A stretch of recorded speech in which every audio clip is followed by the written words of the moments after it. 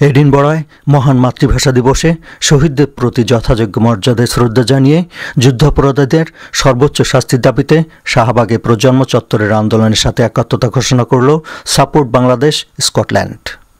সমাবেশে ৭১-এর যুদ্ধাপরাধী রাজাকার আলবদরের বিরুদ্ধে সোচ্চার ছিল সবার কণ্ঠ।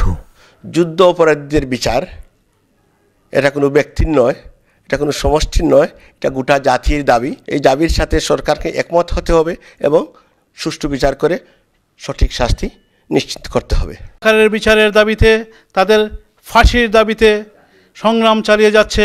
আমরা ওই সংগ্রামের সাথে একাত্মতা ঘোষণা করছি। যতক্ষণ না যুদ্ধাপরাধীদের ফাঁসি হচ্ছে শাহবাগ ততক্ষণ পর্যন্ত থাকবে এবং আমরা তাদের সাথে একাত্মতা ঘোষণা করছি। সেই ঘাতক দালালদের সঠিক বিচার না হওয়া পর্যন্তই আমরা এই মঞ্চ ছেড়ে যাব না এবং তাদের সাথে থাকব।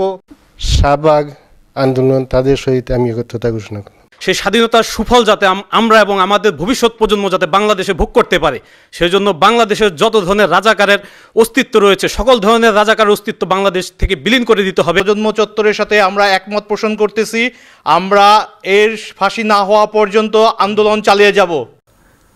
জামাত শিবিরের তাণ্ডব, পতাকায় অগ্নিসংযোগ এবং শহীদ মিনার ভাঙচুরের তীব্র নিন্দা জানানো হয় সমাবেশ থেকে। এডিনবরা থেকে Humayun Kabir, channel I news.